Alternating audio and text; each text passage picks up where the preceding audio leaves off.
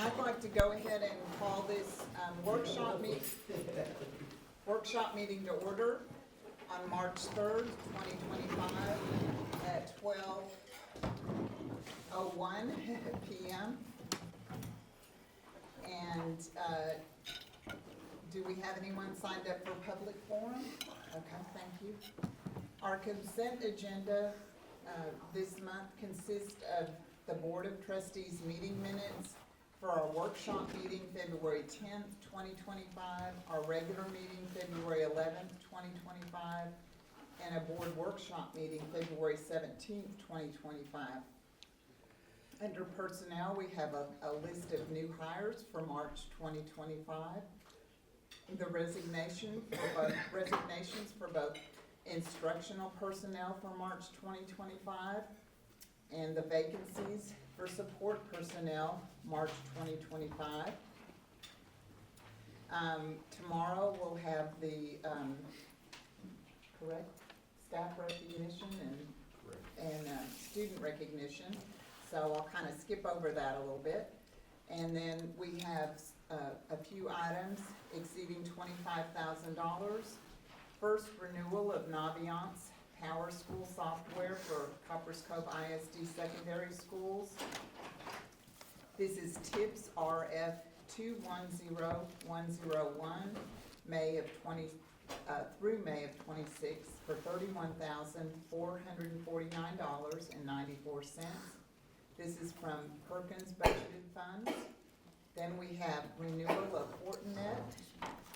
This is CDW quote number PHG B380, TIPS contract 230105 for $31,935, again from budgeted funds. Under finance, there's consideration and discussion of financial statements and payments of bills. And then we'll consider and discuss the Copperas Cove ISD calendar for 2025-26.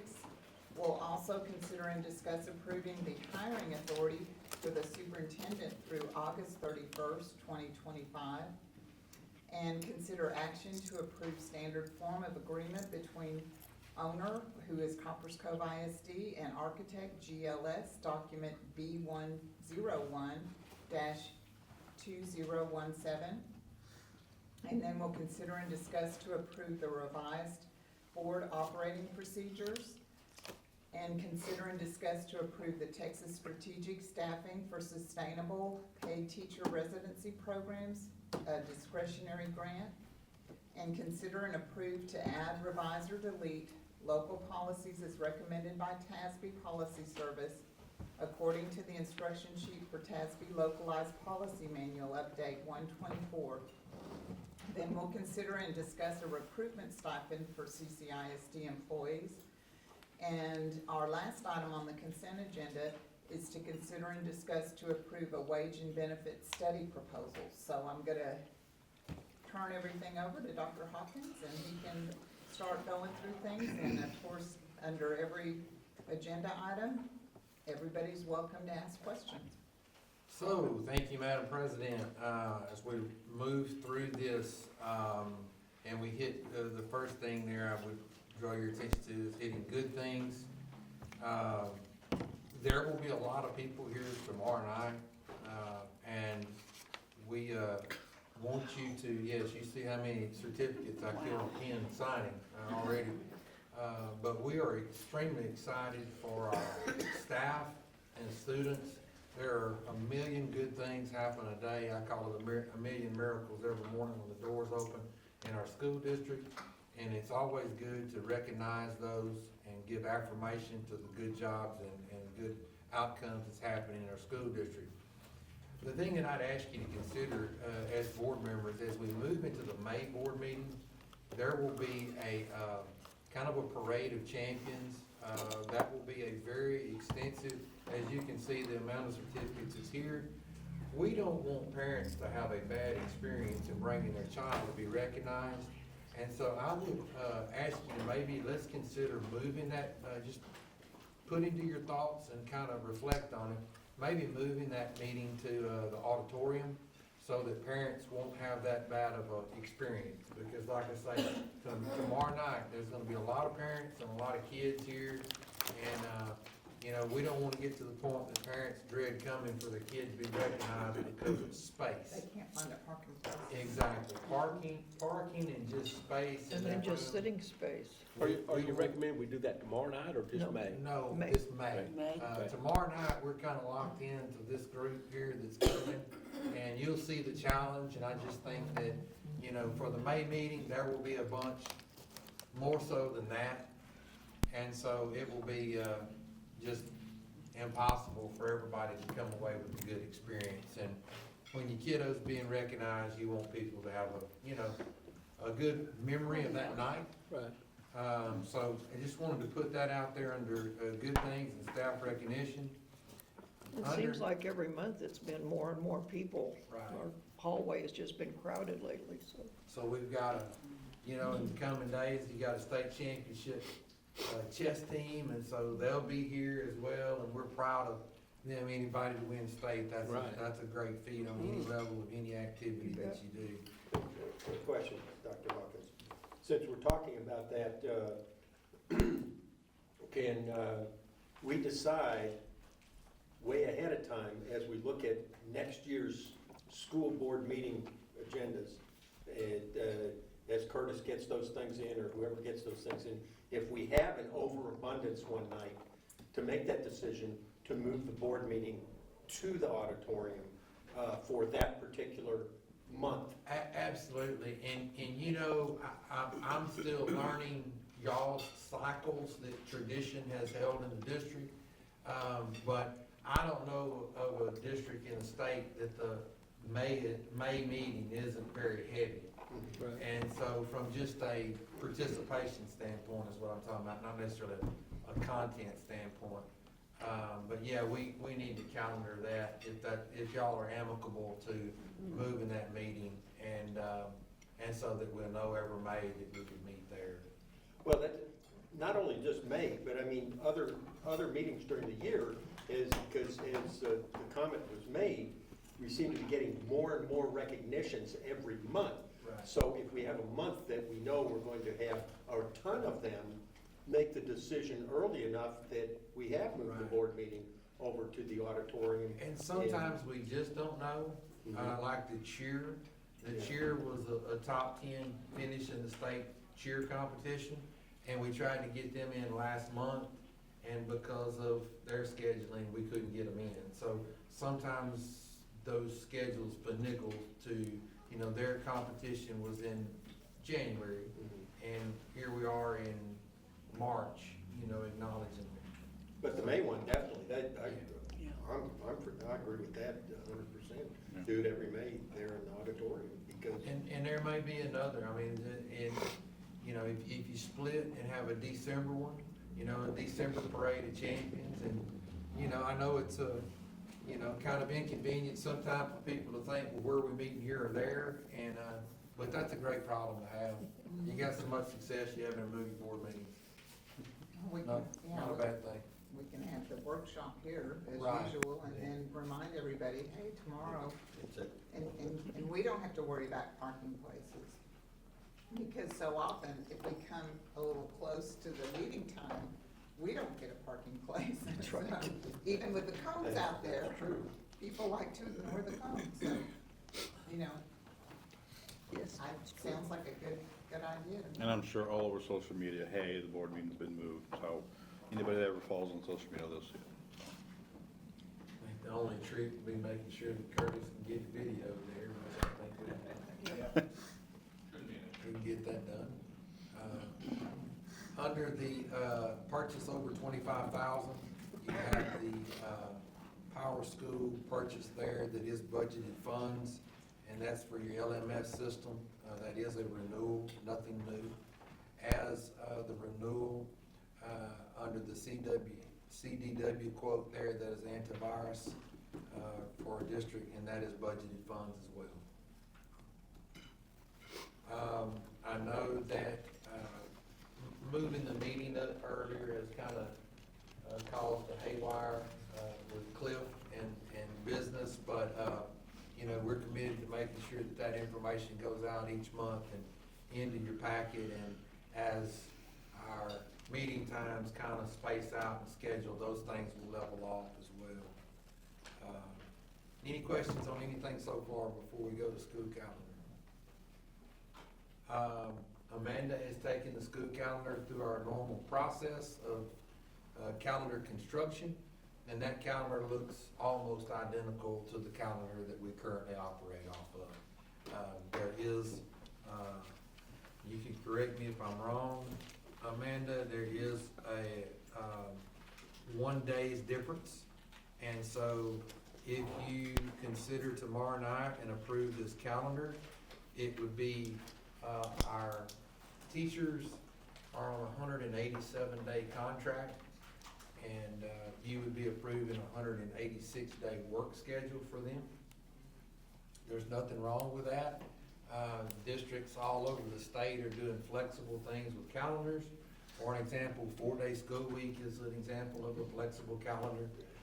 And then there's also hybrid calendars that mix those things in, and then there are some calendars that just use a lot of flex days in there. And so I think from your responsibility as a trustee and fiduciary, making sure that we meet our fiduciary needs of ensuring that there is no gift of public funds. We know that there is no staff member, teacher on a 187-day contract in our district that does not work beyond 187 days. And so I think this is a appreciation. You know, I always, previous calendars that I've worked on, I have had anywhere to up to 5 or 6 days of those type of days in there. Because if I'm a high school English teacher, I'm probably grading essays on Saturday or Sunday.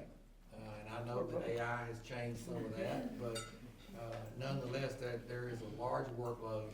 There's a lot of things teachers do outside of their number of contracted days, and I think that is a great way to kind of acknowledge that. And so, does anybody have any questions about that?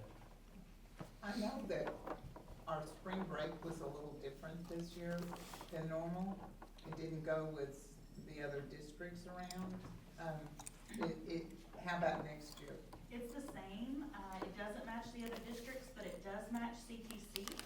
And so our students, we align with the CTC spring break so that they're not having to go to school on their spring break. Oh, okay, And that so makes that's sense. what makes ours different. Now, if CTC changes, I'm happy to flex it, but I also, That makes we've perfect sense talked to to other me. districts, and there's a lot of students upset that I don't really get spring break because I have to go to my college classes all during spring Yeah. break. So that's why ours is a little off. Well, no, that makes great sense to me. I was curious, you know, because I knew it was a little different than. Yeah, it is, than that. it's slightly like a week off, I think. Which I don't understand how Clean does that because they have early college over there and everything else. Well, some Seems of our, like they would have a lot of mad people around. I'm sure there's mad people. Some of our neighbors have 40,000 kids though, and, you know,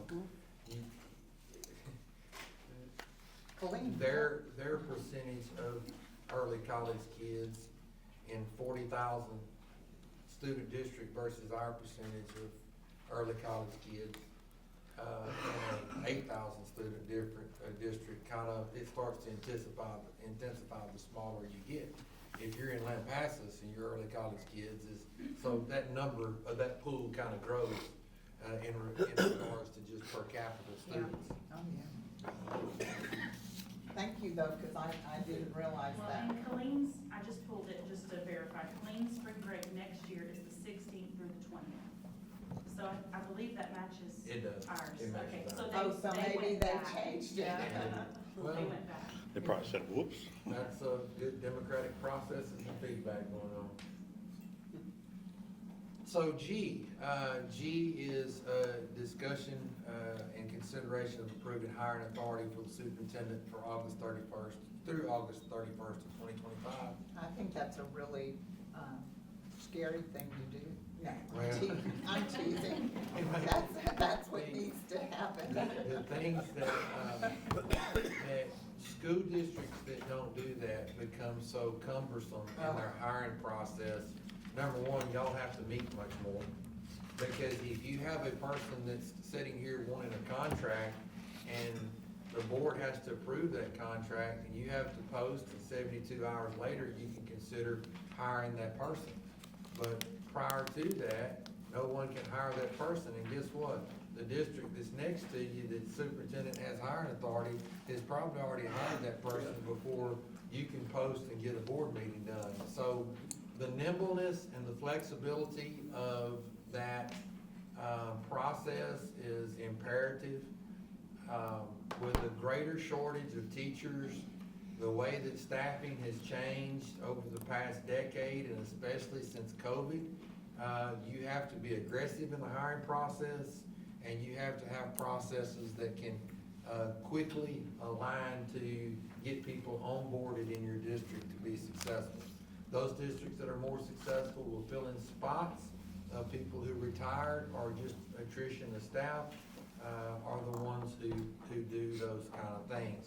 And as always, things like the head football coach, athletic director position would be one that I would bring back to you and recommend on March 27th at a special call meeting. So, you know, hiring authority, I get it, you're delegating it all to me, but there are certain positions, you know, like hiring a head football coach, hiring a superintendent, hiring a high school principal.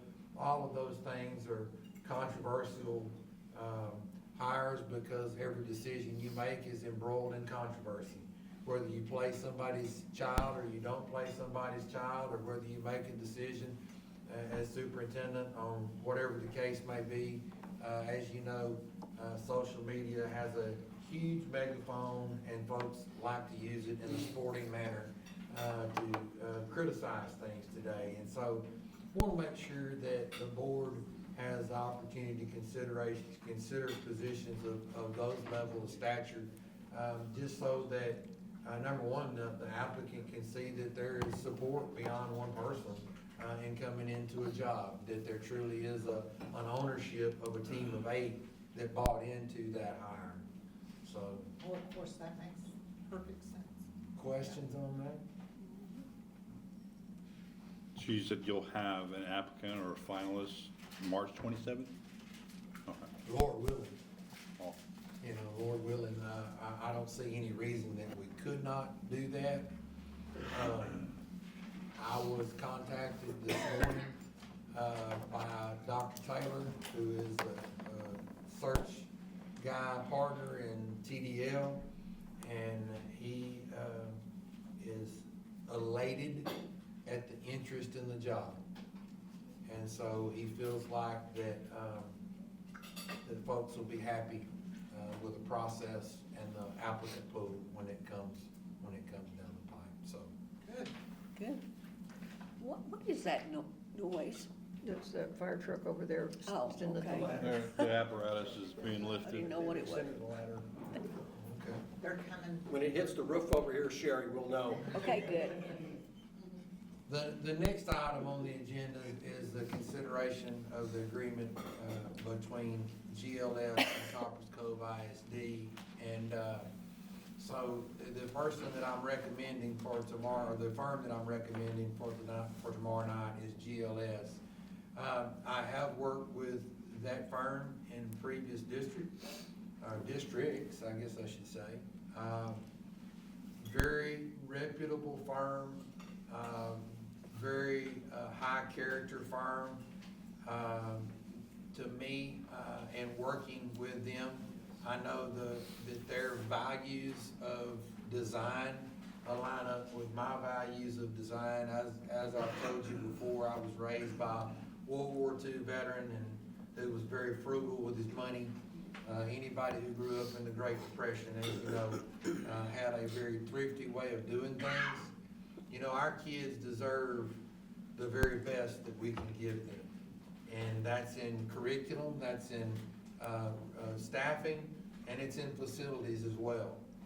And with that said, I think that some of our districts across the state have kind of gotten a little bit wild at what that they are trying to do from time to time.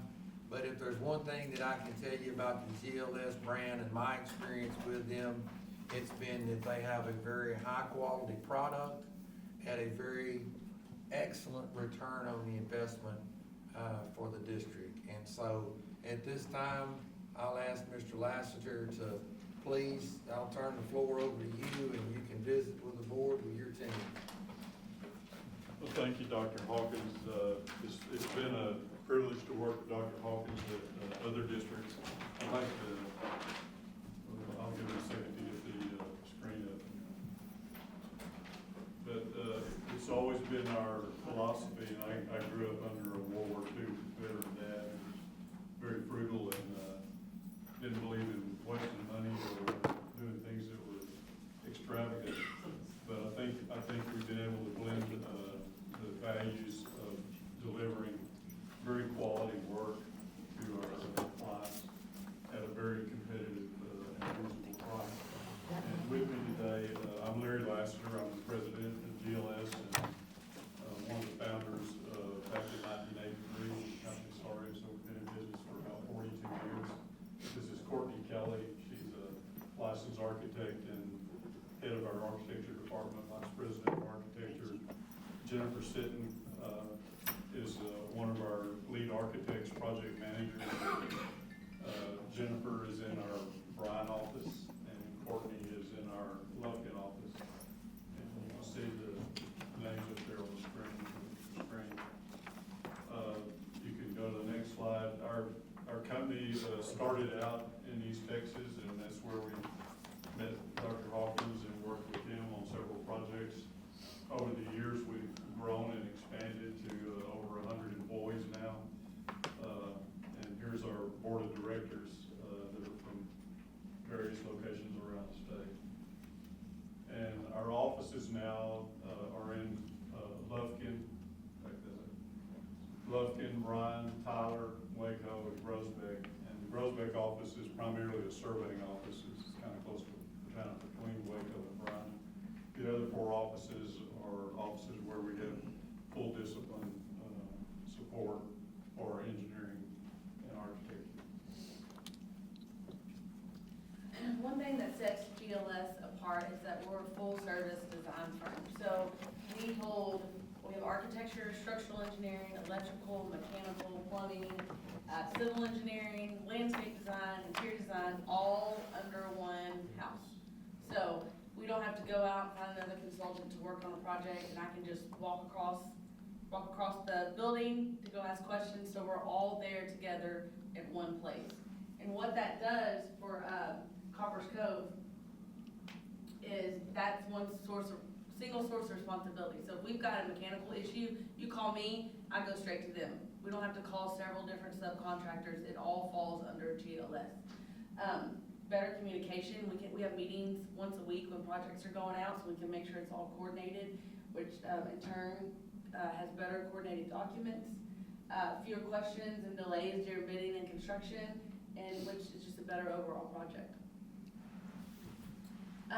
Because we have everything in-house, we can take a project from facility and bond planning, which is where Copperas Cove is now, and all under one house, take it all the way to project completion. We have land surveyors that can help do the land survey, platting. We have planners that can help with project planning. And then we jump into schematic design where we can work with the school district committee to plan the design. And then as we just further design development and then construction management, we have two guys on our staff that does field observations that have lots of years experience with construction superintendent. So they are at the project every other week, if not once a week, sometimes more, depending on different stage of construction. So when we can't get there, they're our eyes. And then of course, all the way to project completion.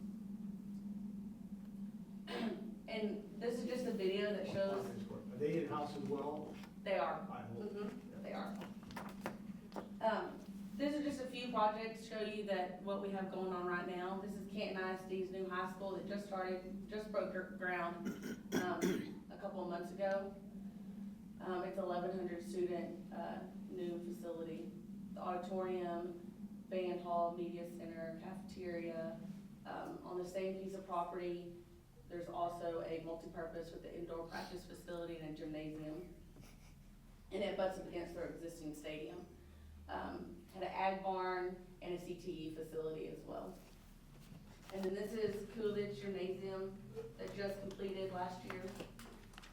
Pumpkin Middle School that just opened up, several phases. We've been working on that project for about 5 years. Cause it was on an existing campus, but it just opened up. It's for 1,800 students.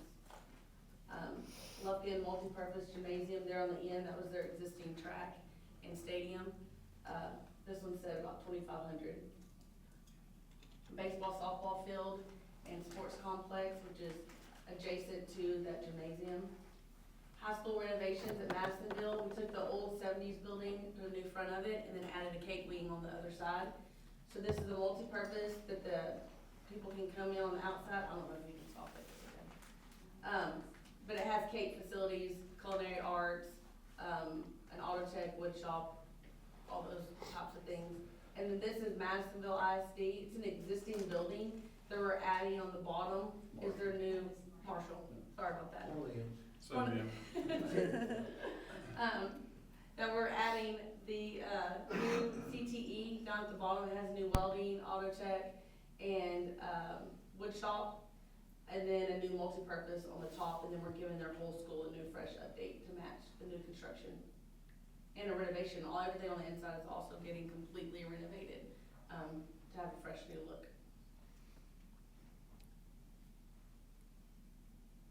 Look, fresh paint.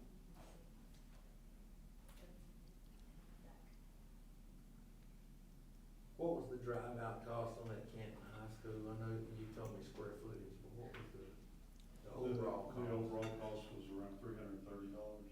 A square foot? The overall cost. Overall. The overall cost, let's see, I'm trying to break it out from the bond project was $115 million. The high school construction. It was $65 million for the high school. Okay.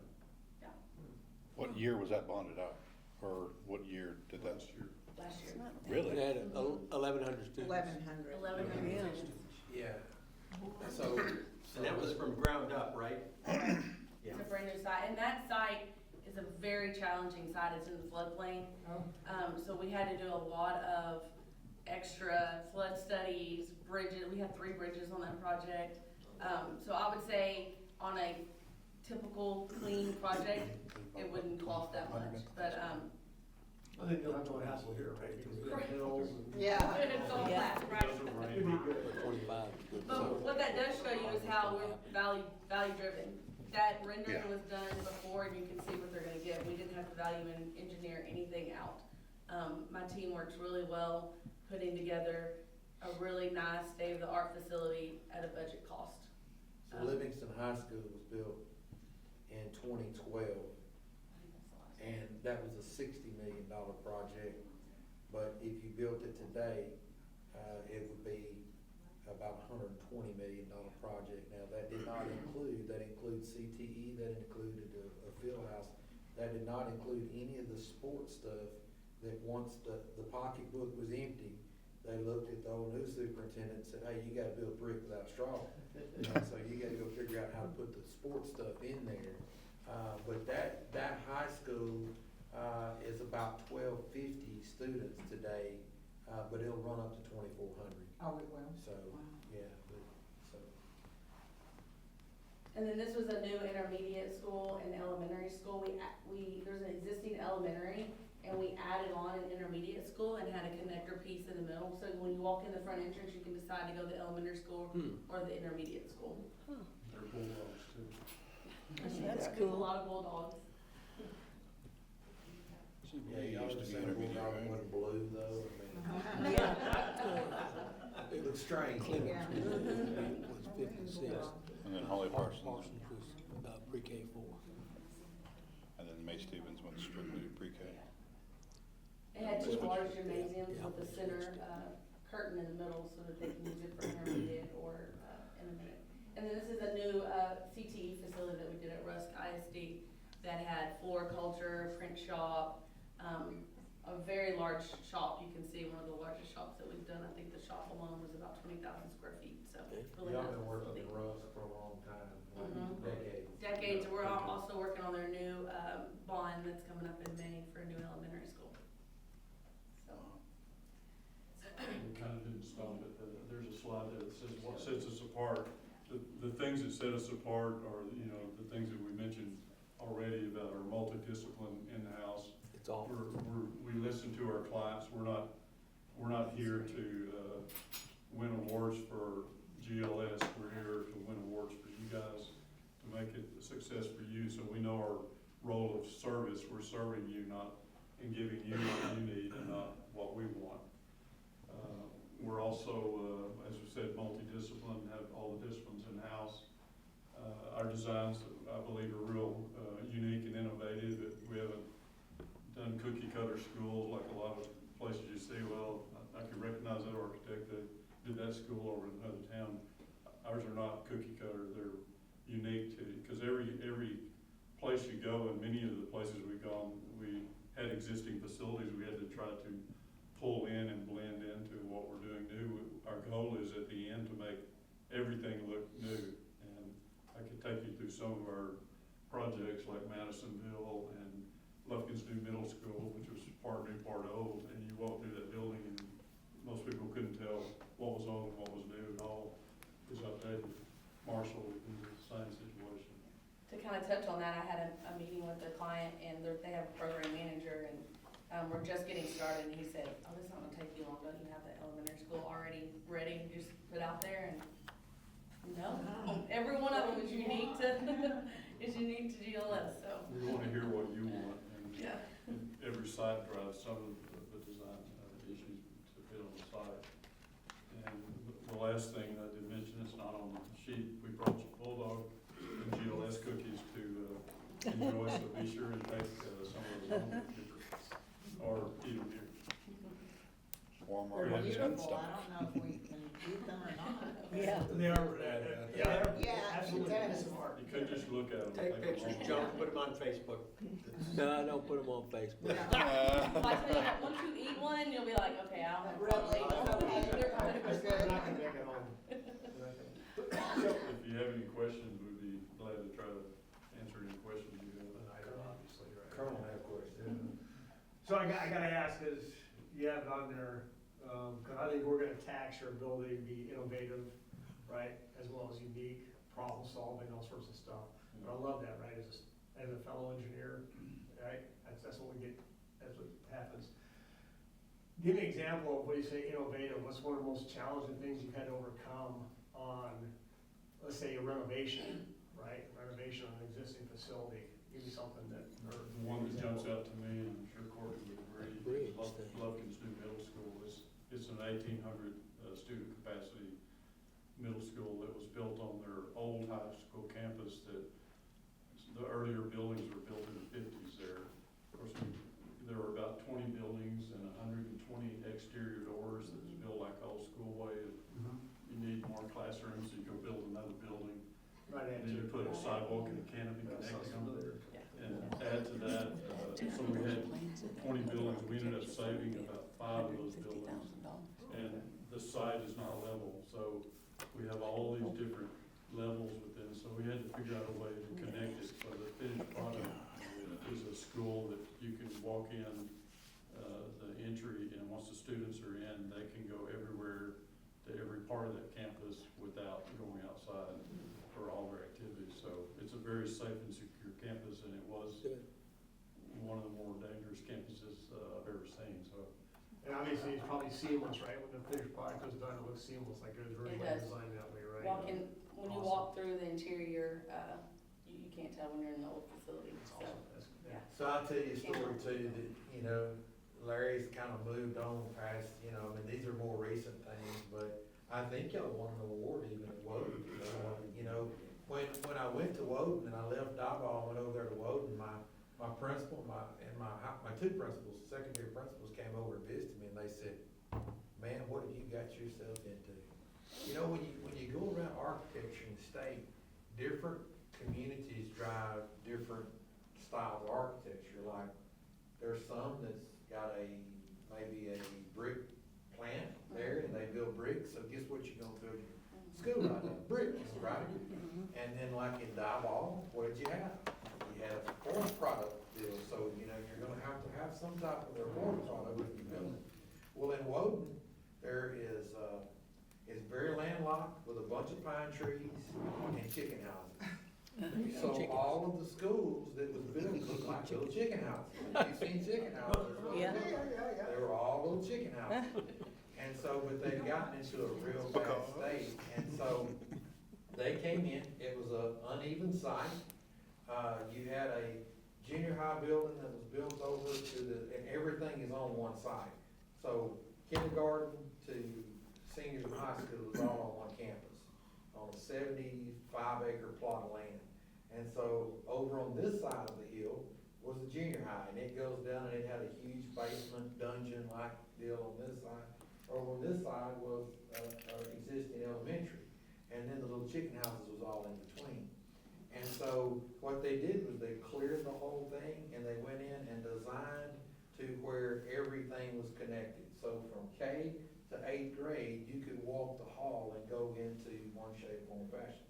New face on the building, and when you walk in that building, it was bright, popped. Folks said that it never would work right because of the difference in pitch and the roofs and everything, but here we are like 20 years later, and I don't know that I've ever heard a complaint about the structure, the pitch of the roofs or anything like that. It made a wonderful facility and very bright.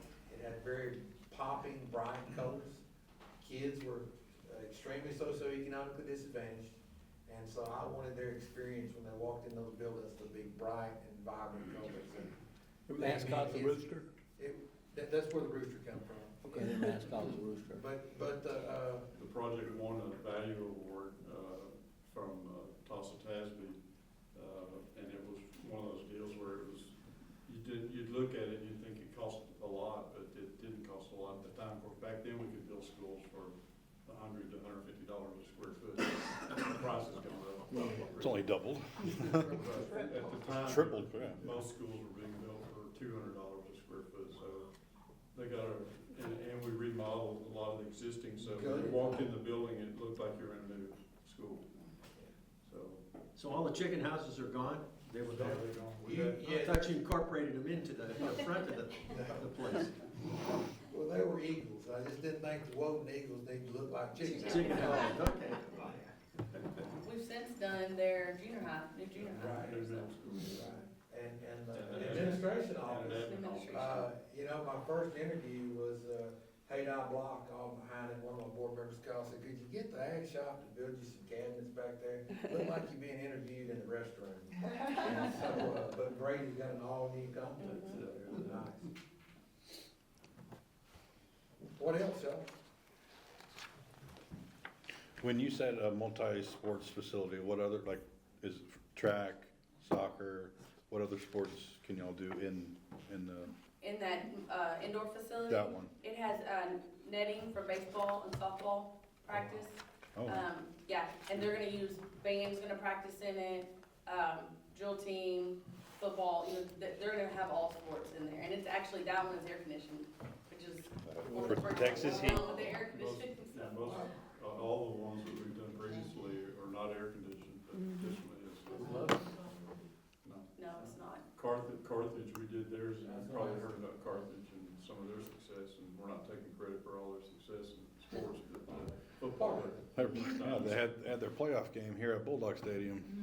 I announced that one. Tim's, what's an approximate cost of just a facility like that? That one was about $225 a square foot, Air conditioning. air conditioned. Because it's so open space. Well, Yes. okay, so space, that's right. There's not many It finishes. has nets that'll drop down for batting cages, it has the infield, marked off with bases on the turf, so you can practice infield, so it actually is something everybody can use. In Carthage, they had a regional band competition indoors one year because it kept raining out the band scheduled competition. So they moved it indoors to the Carthage indoor facility and did a band competition. Well, what happens to, the plans that the previous architect did? They're in my office if you wanna look at them. No, I don't.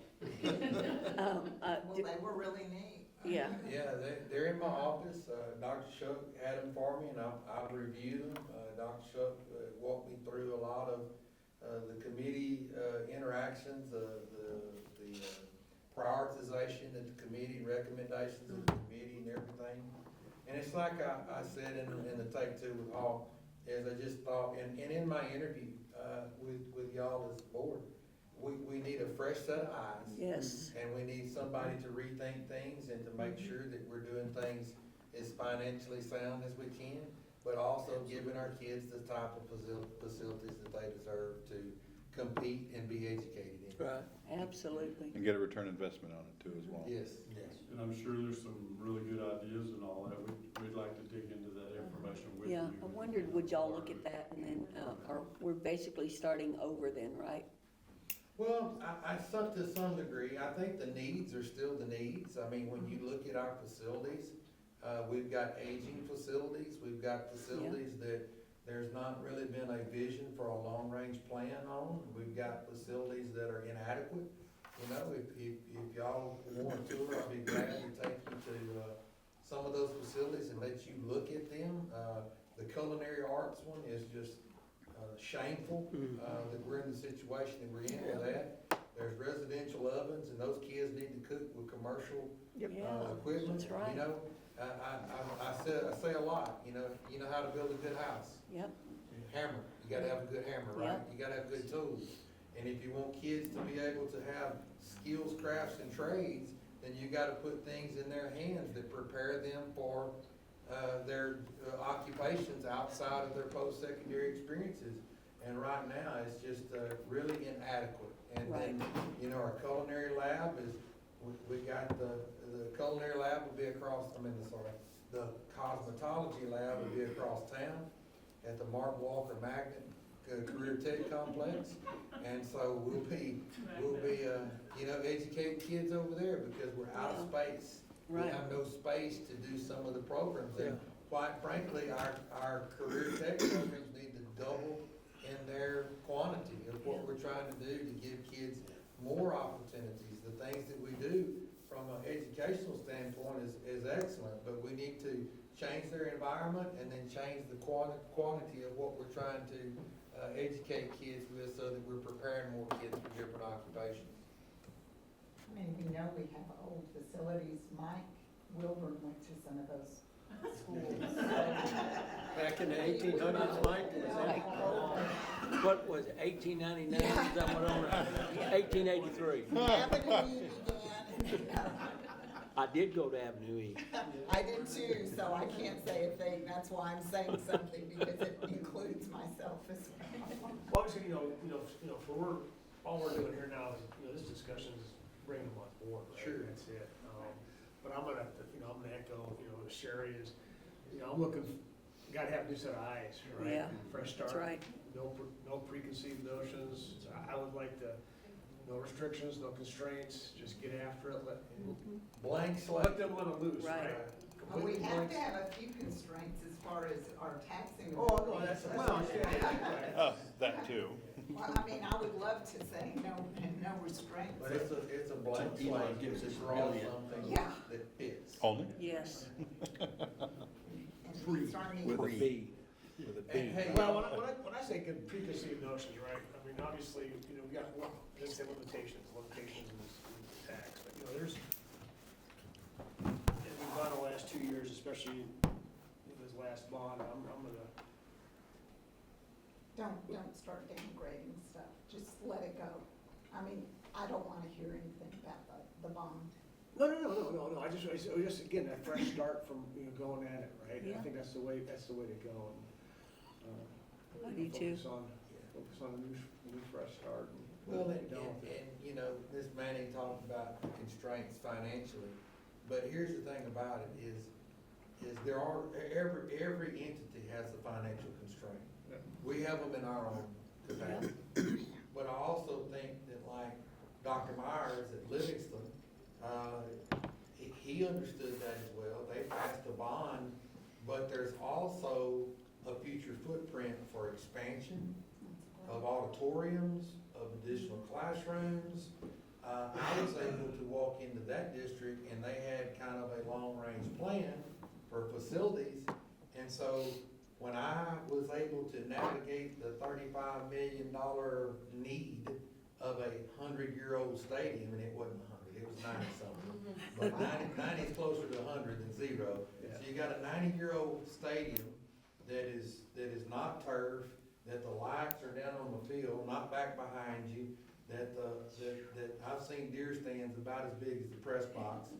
And so when I walked into that district, I didn't have to know where is it going, because there was thought that, like she said, well, this is how much we can afford to do, but in the coming years, as we can afford to do more, then that's where they're platted to go. That's great. Like when I was, like I was hired in 2014, in 2015, we built the first set of tennis courts. Well, I knew where those tennis courts were going.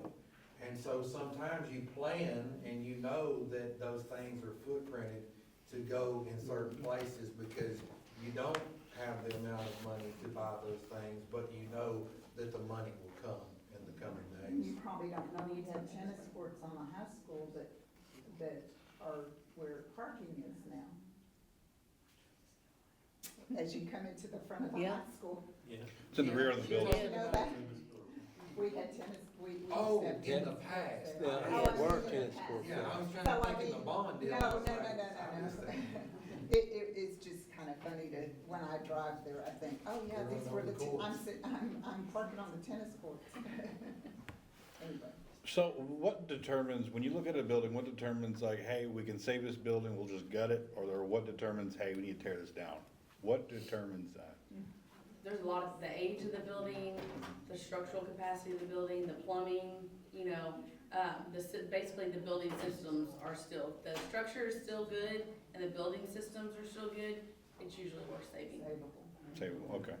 Good bones, we call it. So- Good bones, good Good stuff. bones. So I think as Jeff and Sheriff said, a new look, Yeah, but everything's on the table, from renovation to new construction to the footprint of what for the future Yeah. that we're looking at, so we can expand if we need to. We're looking at a high school with 2,000 plus kids in it, we hear the rumblings, yeah, we know, we need another high school here in this facility because Belton's got to, we need to. Well, Lake Belton's got Temple, is it a Temple? Well, see, Belton is part of that whole Temple area too, and yeah, they are. obviously, we know about the taxing structure over there. They've got Yeah. a lot more dollars than we do. And and Joan said it right, we have constraints, and we know that. That's a But whole with different your total package here, when you're talking the bond, you guys understand that we've got that constraint, how much we can raise Right. based on what happened before or what didn't happen before. We know that we've got a cap on how much we And we also have land constraints. And we have land constraints too, yes. And I think the main Compared to a lot thing of is towns. that people need to be who they are Yeah. and not try to be somebody else. you Right. know? That's right. Right. So I think that's in anything you see it in youth sports or where everybody's trying to be somebody else. Let's figure out what the needs of our kids are and where we're trying to go. Right. And have something customized. And just like y'all talked about when you build a facility, you don't have a cookie cutter. And that's the same cookie cutter approach to thought process. I do think this is, I want to show y'all, some things regarding what other people's CTE programs look like. So that not necessarily that we can build anything like that, but that you know what other people are offering. And then the quality of hammer that they're putting in those kids' hands to build their careers too, I think is important. Because, a lot of times people know what they know, but there's some really great things going on around the state that I think everybody needs to look at, because our kids need those opportunities as well. Right. Well, Hawk, to add to your comments with that, CTC is just exploding across the state in our central Texas area.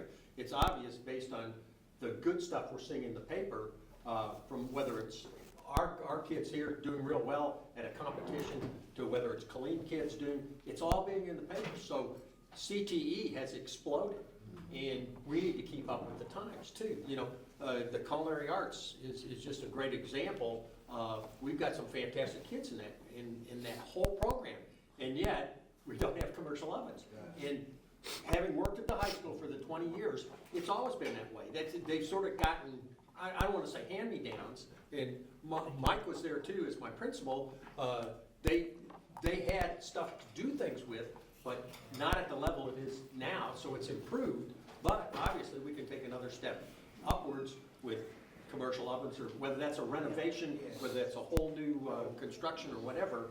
That's something to look at, because CTC has exploded. You're exactly right. It's, you know, it's the new vision, for kids. I think, you know, we went through a phase there where we wanted all kids to be an engineer or a doctor or a lawyer. Or an architect. And that didn't necessarily pan out. And so now we need kids with livable wages. And so we can prepare those kids. And, you know, we talk about the culinary, scale, but I think, you know, that's just one of many. That's only one aspect. And as I went through that and looked at our facilities myself, you know, we've got kids that are keeping animals in the high school. You know, in order to do the animal science units, we're keeping animals in one of our high school classrooms. What I'm talking about is like livestock animals, not gerbils. Oh, or not that kind of snakes. stuff, livestock. But livestock animals are being kept in the high school because there's no facility there for them. There's no way to do that. And so what used to be an old lab is housing animals. That's not the best from a ventilation standpoint. Raised livestock is meant to be in a ventilating facility. But those teachers are having to do the best they can with what they got. And so we need to do better. We need to do better for our kids. But that also includes doing better for facilities for things that keep kids in school as well, the band, sports, Yeah, I think all of those do. everything has to matter. There's It's not kids that just are gonna come to school CTE. because they want to go to the Martin Walker, migrant school of cosmetology. They want to be a barber. And those kids, they'll come to that. There's kids that athletics, band, choir. That's right, all of those You things. know, I know there's a big push in the state to push all that out of school and, you know, make that out of after school, but that's one of your best attendance drivers. That's right, that's exactly right. And that's Their not gonna interest level. change. It's not gonna change. Non-Texas is not. And that's one of the things that we've had a problem with, is people understanding that those things keep kids in school. And we need to have good facilities for all of that. Right. Yes, ma'am. And the security and safety measures to all the campuses, so. Amen. So what else, y'all? What other questions? All right, do y'all want to make some tours of facilities? Dr. Shook will either take you or you got an Uber or something like that. So, I got. We're gonna spend the afternoon with him Okay. tomorrow. It's Jimmy's Uber facility. Yeah, Yeah. all right. Now, I Well, see. thank y'all so Thank you much. so much for attending Thank you. today. Interesting, wasn't it? You know, Dr. Hawkins, when you talk about the chicken coops, I think we need to build a big one for our people back there, so they can raise chickens. Oh. So we have eggs? Yeah, we can sell eggs. We have a huge chicken coop. I don't know whether she'd want to take I care of it or don't- not. I don't I don't think think- you'd want to take care of it or I not, don't right? think she signed up for that. Okay, the next is the discretionary grant that's on there. Y'all be sure and take cookies, by the way. The K is the policy update that's been, y'all have had access to that for a month now. Is there any questions on any of that? Okay, I skipped over one, I'm sorry. Board operating procedures. I made the edits that I knew of in that board operating procedure. I would ask you again to relook at those operating procedures. If there's anything that you want to pull out, you still have the ability to pull that out of consent agenda tomorrow night and make addendums to that so that you can get what you want. That is your book, not mine. I just made the edits and I put that in there. I've heard no one had any concerns about anything that was in there. If you do, I just wanted to offer that as an opportunity to do that. Well, my only, notice after reading it over the weekend and stuff is that, and, somebody else caught it. I didn't see anywhere to talk about participating board members in, school clubs and committees. I thought that was It was in there. Is it in there? I saw it. Okay, if it's, Says if it's not, You can be a part of, you can't be an officer, that's what it okay, says. okay. Yeah, Okay. yeah, That was discussed. I've got a lot of things running through my head, and before, when I started off the meeting, I neglected, I wanted to, tell Monica I appreciate her. We've got a school district that we're running, first of all, and I appreciate everybody that's sitting over here behind this table as well, because they're keeping the school district running. You got a superintendent that's trying to go through his, entry plan, and as I've said, this isn't the Donald Trump entry plan. We've got a plan that we're not trying to, shock the system with change, but we are trying to learn and listen and look at things, and then trying to, the main thing is that I want to come out of this is that in the coming days, we build the kind of district that our community and our staff, the students deserve. And so, I'm excited about that, but nonetheless, that's going on, and then plus, just like, Amanda has the calendar on the deal. So we're running the district, we're, planning, and getting things in line for next year in the district, and then we're navigating this entry plan, and it takes everybody, especially Monica, because I know it gets hectic coming back and forth, and she's trying to keep my schedule planned, and she's trying to, keep things into the book and everything, so I told her to take a vacation, so she's, yeah. She doesn't have time for a No, she's vacation. really going on vacation, so. Are you No, really we gonna? need Monica. Oh, good. Now, it hasn't been long since she's been to Hawaii, so, So anyway, like I said, if y'all look through that, if you have anything, please know about tomorrow night. If you wanna, have a consensus of anything you wanna change, you're welcome to pull that out. So L, on the agenda is the recruitment stipend for CCISD employees.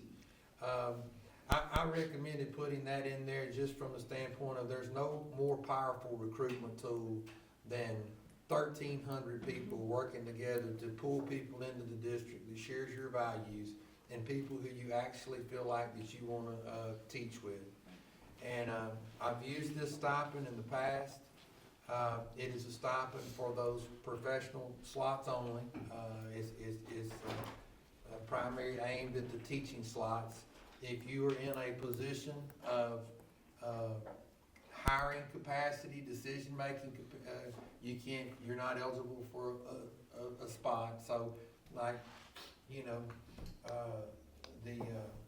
the head football coach, athletic director will report to me, so I can't get one of my buddies to apply for the job and say, hey, I get my stipend for that. That's not the way that goes. And so if you're in a decision-making position, the power of authority, you're not eligible for that stipend. But I do really believe that, the power of people working together to recruit and pull people in that they know, makes for a happier culture and workplace. And a lot of times, if I know somebody, the whole interview process becomes just asinine at some point because you already know them. And there's people out there that do a great job in interviews, but once they get really on the job, you find out who the real them is. And so I think that, through this, I've had staff members that paid for cruises. They knew that and so they can, if I'm here and I know a bunch of people, in some other district that's unhappy and we line up together and I go out and recruit 5 teachers to work with me, then I get that stipend 5 times over. And so all of a sudden now you got your cruise paid for. And so, it's a good way to reward people, to empower them and engage them in the personnel process. Any questions about that? How much is it? $500. We had one at the TV station, that's what it was. Okay. For recruiting people to come to Yeah. work. And they have to at least complete Yeah, one at the an TV academic station. year? Is there any No, constraint? if we get them there, then then that person's done their job. It's a recruitment, not a retention stipend. And so if we get them there, then we pay that in, the September check. And, That's good. but yeah, that's to get them into the district, and then it's on the district and that employee to have a happy relationship at that point, not on the staff member. And as you know, these jobs all are contracted jobs. And so there's law that, guides when they can come and when they can go, when they can't come and when they can't go, because there is a 45-day, penalty-free deadline for, getting out of your contract, as well. And they will be, held accountable to that. Any other questions about recruitment? We're having a big job fair, right? Yes, ma'am. Yes, ma'am. March 25th. March 25th. M, is approved the wage and, benefit, wage and salary benefit, and benefit study. Mr. Dixon has started, this morning. And so, on the second phase of that study, the first phase, he's already looked at PEMS data, compared other districts, that are our size and similar makeup to their data, to look at our staffing models. Mr. Dixon is now going to go through in the second phase and meet with all of our, department heads, principals, so on and so forth, in order to collect more data, and bring us a report. And let me just say that the purpose of this is to build good staffing models. The purpose of the staffing models, drives the wage and benefit study, because, we want to make sure that our model, is efficient. If our model is bloated and inefficient, then it constrains the amount of money that we can pay staff. My career has been a career of ensuring that our staff is genuinely, paid the maximum amount of money that we can reasonably pay them. Because there is a fair market of wages. Everybody is competing, for scarcity. And I just say this is not driven to terminate anybody or to run anybody off. That's not what it is. It's to align our staffing models. Now, we may shift or absorb staffing spots, but the primary purpose of this is to not get rid of people. And I think, when a new superintendent comes to town, you just gotta continue to say those things so that people know that and that they're at ease. But that study that he's doing now will drive this wage and benefit study when we look at what the market value is of paraprofessionals, of bus drivers, of teachers, of assistant principals. All those will be compared within what our market is, or where, that we seem to be able to draw and recruit people from. Yeah, but this is just wage and benefit. This has nothing to do with No, but- staffing. This is Yeah, all they wage just and drive benefit. each other. Yeah, well, Because right. But this is only wage and benefit. right, if you have wage and benefits sitting out here right now, and you can study all you want to, but the staffing study funds the salary study. So, any other questions about that? Yeah, question. How do you see, is it gonna be flexible as far as changing it? Because how do you see the impact of what's currently happening at the state with education, with some of the proposals that are out there to give teachers a raise Well, out there? Because that will affect that from the standpoint, if that's passed by the state legislature, how would that affect this particular plan and how we pay people? Or would it? It's like this. I play the lottery every week. And if I win that lottery, some really great things is gonna be able to be done. But if I don't win that lottery, I've got to operate within the confines of what I've got. So what we have to do is we have to look at how our models are and build a model that's fiduciary to their current funding. And then as the funding changes, we can go back and adjust the model. But so what I'm saying is for right now, that model is built contingent on not doing anything from the state because we don't know what's gonna happen. They're all over the page with different things. And I give you the example of Senate Bill 26. Senate Bill 26, it may have good intentions, but it can be an absolute catastrophe for districts across the state from different reasons. You're gonna set up winners and losers. Senate Bill 26 says that if you've got 5,000 kids, or below 5,000 kids, this group of teachers are gonna get a $10,000 stipend or increase in salary. Now, they're saying that it's coming from surplus funds. If it comes from surplus funds goes away. Unless you put that into the basic allotment, he who giveth can taketh away.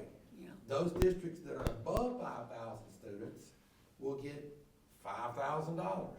And so I know this is hypothetical, but just use my former district and our district today. Our district today is above 5,000. So a starting teacher would get $58,000. 53,000 plus 5,000, 58,000. My former district, the starting salary was 60,000 plus 10 is 70,000. And now you've got a $12,000 disparity between two districts that I have worked in within the last 90 days.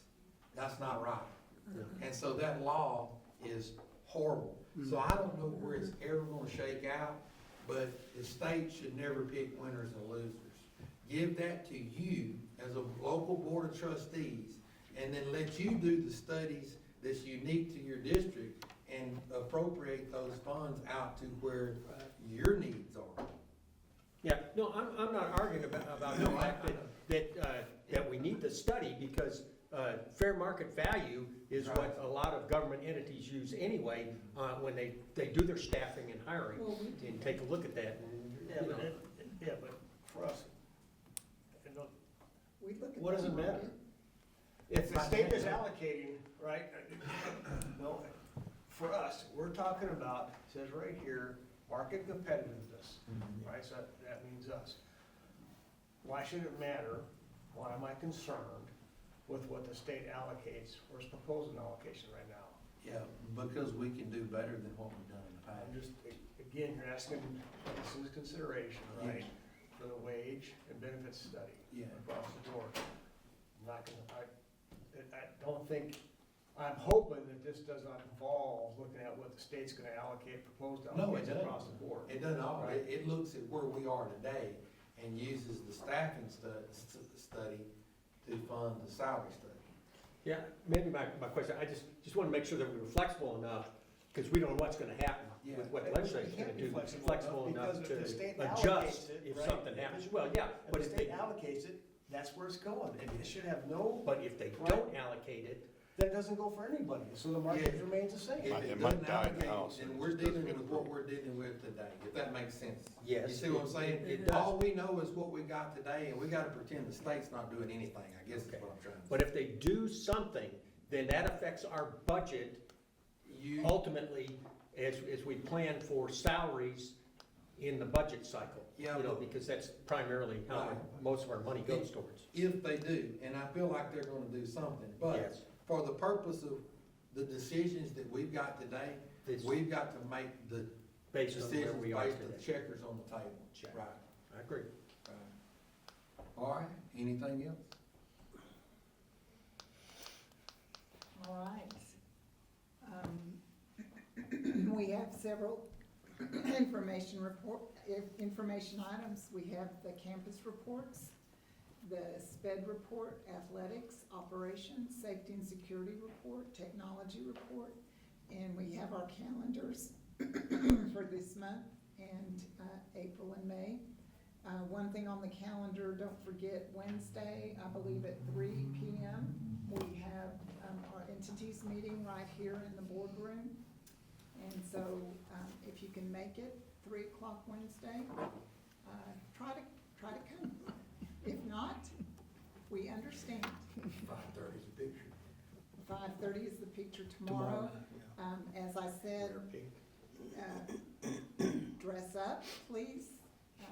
everybody comb your hair and have it washed and, you know. Gotta watch it. John, are you Wear gonna- pink. Are you gonna go Wear to pink. Annabelle tomorrow? No, I'm teasing. You gonna go see Annabelle tomorrow? No, I already saw it. I'm joking. I got a haircut. I can tell you how that. Anyway, so if you will just come kind of in your Sunday best as the saying goes, just wear the color that you'd like to wear. 5:30 tomorrow. So, do y'all wanna go into closed session and talk personnel and shorten the meeting tomorrow night some? Yes. Because. Yes. I know that we've got some school activities that's out there that we might could get to a little quicker if y'all Yeah. want to do that. Yes. I could, So we will go into closed session in accordance with the Texas Open Meetings Act, Government Code Chapter 551, Subchapter C and E, or Government Code 418.183 at 1:12 p.m. Y'all- Take a quick break if you need one, Okay. and then we'll meet in Dr. Hawkins' office. Okay. Saturday. That's perfect. No, that's fine.